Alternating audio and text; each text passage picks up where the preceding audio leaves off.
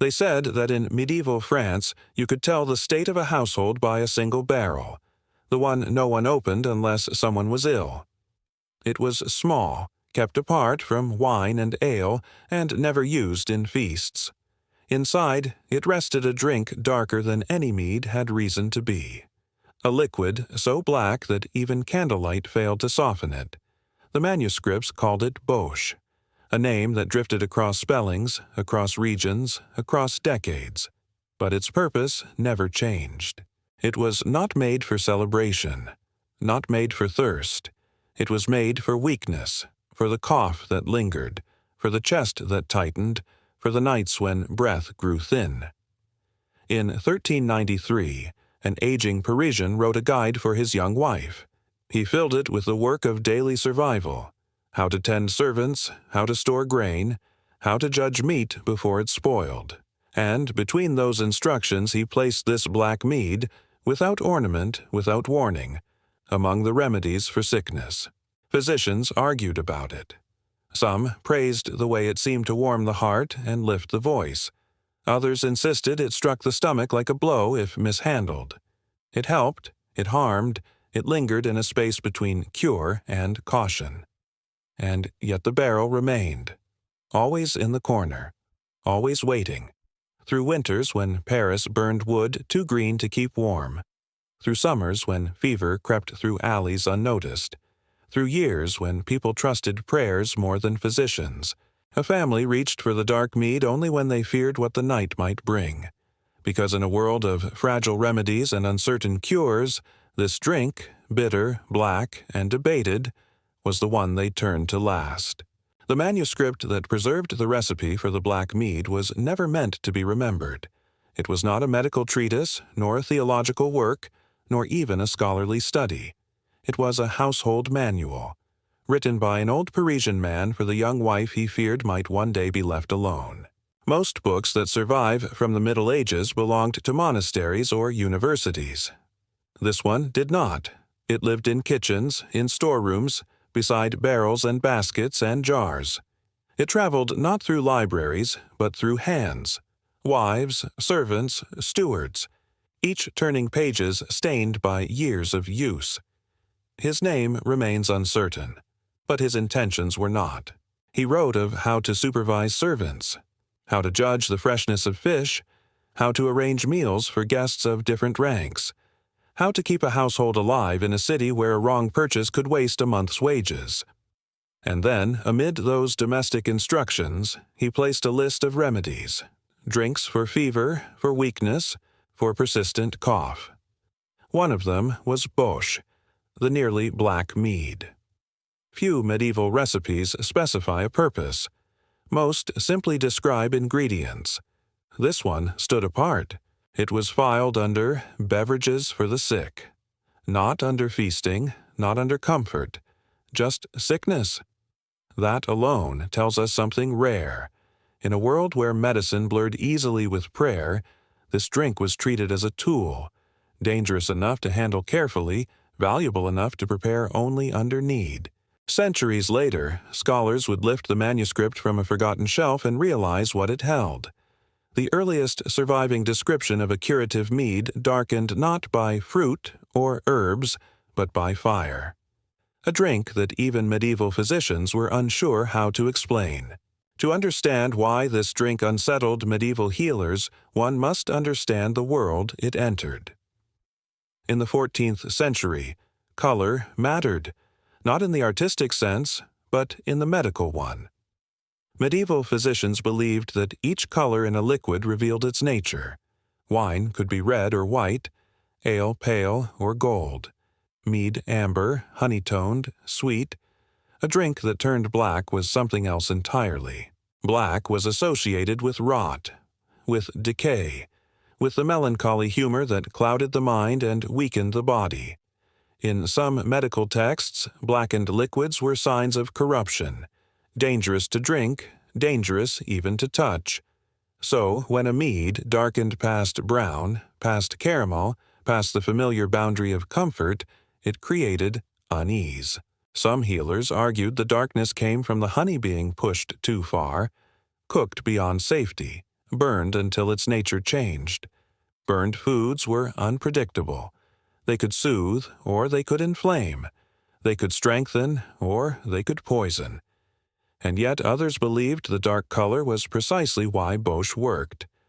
Burnt honey, they claimed, carried heat into the body, warming the chest, easing the lungs, softening the voice. The same quality that made it suspicious also made it powerful. Imagine a medieval home. A child coughing through winter, a wife pale from fever, an old man losing breath at night. A family turns to a drink that looks like medicine should not look. A cup of darkness in a world that preferred its remedies clear. Its color alone explains how deeply it unsettled and intrigued medieval physicians, and why its effects became the subject of debate that lasted generations.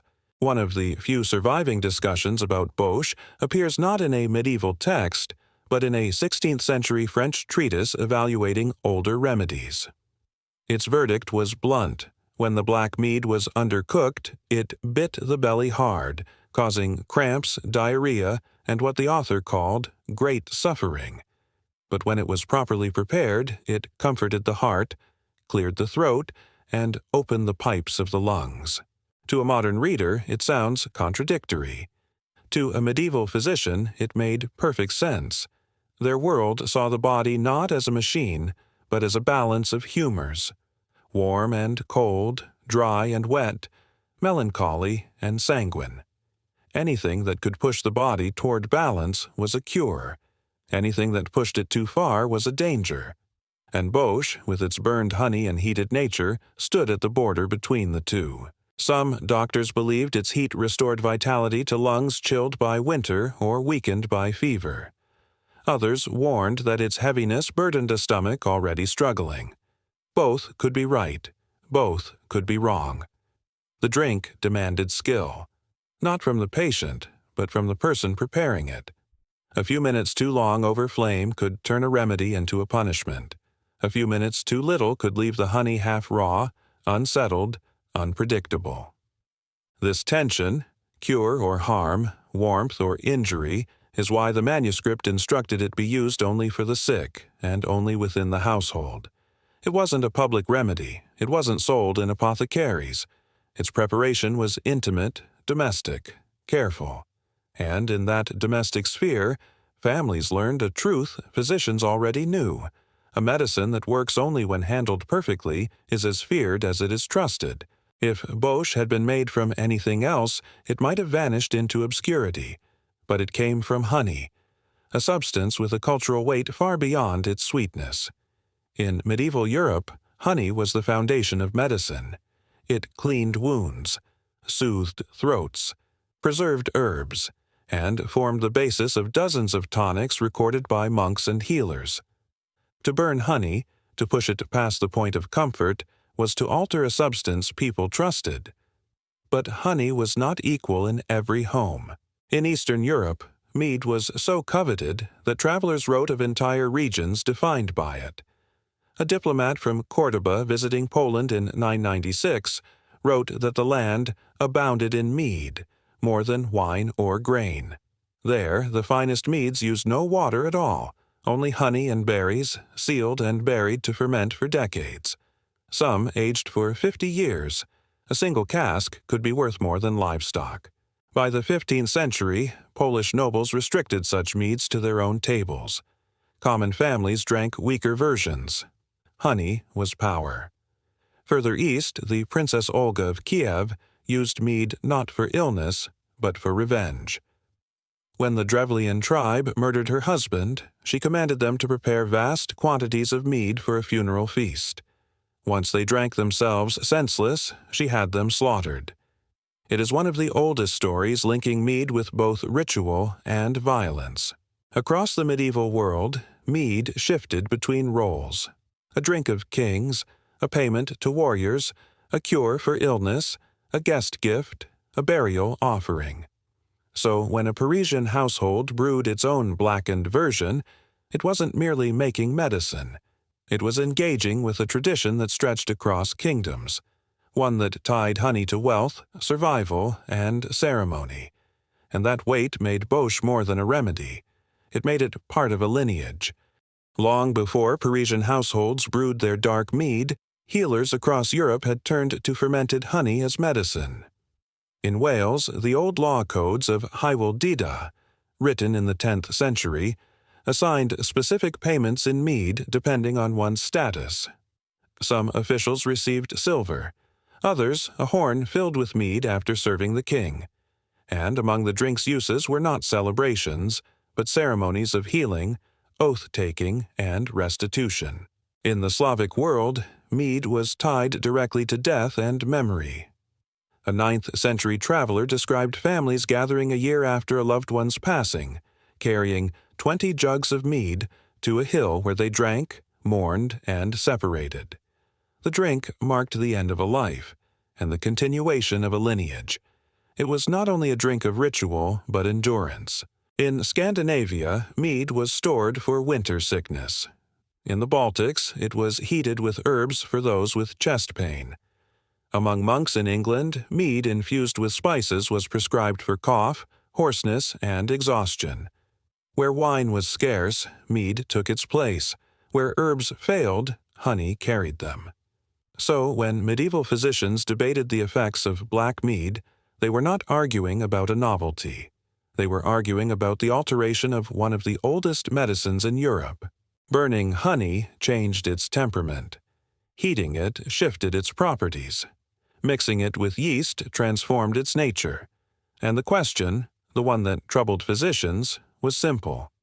Did Boche preserve honey's healing spirit, or did fire corrupt it? The answer depended on who you asked, and how well the person brewing it understood the line between remedy and risk. A medieval home was a fragile place. Illness entered quietly, through winter drafts, spoiled water, damp linens, or simply through proximity. Families lived close, breathed the same air, shared cups, slept near one another. A cough could travel the width of a room and settle into a chest for weeks. There were no isolations, no clinics, no hospitals for ordinary people. When sickness took hold, the home became the infirmary. Herbs were dried in cupboards, vinegars steeped with garlic, charms hung above doors, prayers whispered over beds. And in some houses, especially in cities like Paris, the remedies included a small barrel of Boche. The drink was not brought out for minor discomforts. It was reserved for persistent chills, for coughing fits, for weakness after winter. Its presence revealed something important. Families prepared their own medicine, not because doctors were absent, but because doctors were expensive, inconsistent, and sometimes distrusted. Most medical treatment happened in kitchens. The black mead was one of many homemade remedies, but it stood out because of its dual reputation. It could soften the voice of someone hoarse from fever. It could ease the lungs of a laborer weakened by smoke, but it could also worsen the condition if brewed poorly. A family that reached for it knew the risk. They weighed it against the fear of the night, against the uncertainty of breath, against the long winter still ahead. Its presence tells us more about medieval illness than any lecture could. People lived with sickness as a constant companion, and trusted what they could prepare with their own hands, even when they did not fully understand it. By the late Middle Ages, much of Europe's honey, and much of its mead, came from monastic lands. Monks kept bees for wax, candles, and medicinal preparations. Their hives produced enough honey to supply kitchens, infirmaries, and guests. Their mead was cleaner, clearer, and often more refined than what common villagers could make. But in England, one event shattered that system: the dissolution of the monasteries under King Henry VIII. Between 1536 and 1541, hundreds of monastic houses were dismantled, their libraries scattered, their vineyards lost, their hives abandoned. With them went a significant portion of the island's honey, and the knowledge of brewing medicinal meads that had been practiced for centuries. In the decades that followed, mead declined. Ale, now brewed with hops, a preservative, began to outlast and outprice it. Wine imports grew, and spirits like vodka in the East and brandy in the West overshadowed honey-based drinks. The black mead of Paris survived only in manuscripts. Its lineage endured only in scattered traditions. What once had been a household remedy became a curiosity. What once had sparked debate among physicians vanished from daily life. Its disappearance tells us something subtle. Medicines die not when proven wrong, but when the systems that sustain them collapse, and the world that sustained Bosch, a world of domestic brewing, monastic beekeeping, and honey as currency, was disappearing. The drink remained in ink, but not in kitchens. Today, the idea of a nearly black mead sounds like novelty, a curiosity for enthusiasts, a footnote in medieval cuisine. But its value lies elsewhere. Bosch reveals how medieval families understood illness, as something fought not only with prayer or physicians, but with homemade knowledge passed quietly from one generation to the next. It reveals a time when sickness was not something to be hidden, but something expected, a visitor who arrived every winter and left only when allowed. It reveals a world where honey was medicine, where fire could both heal and harm, where the debate between cure and danger took place across kitchen tables, not universities. And it reveals how fragile remedies were, dependent on ingredients that could fail, on knowledge that could vanish, on manuscripts that could be lost to mold, fire, or time. The black mead survived not because it was widely used, but because someone wrote it down, and because that writing happened to survive war, famine, plague, reform, and centuries of neglect. It stands as a reminder of how much knowledge lived and died in ordinary homes, and how much of medieval medicine was shaped not by scholars or kings, but by families weighing risk in the dim light of a winter evening. Most medieval remedies disappeared without record. Tonics whispered from mother to daughter, herbs traded in markets, mixtures stirred in clay cups, all lost to time.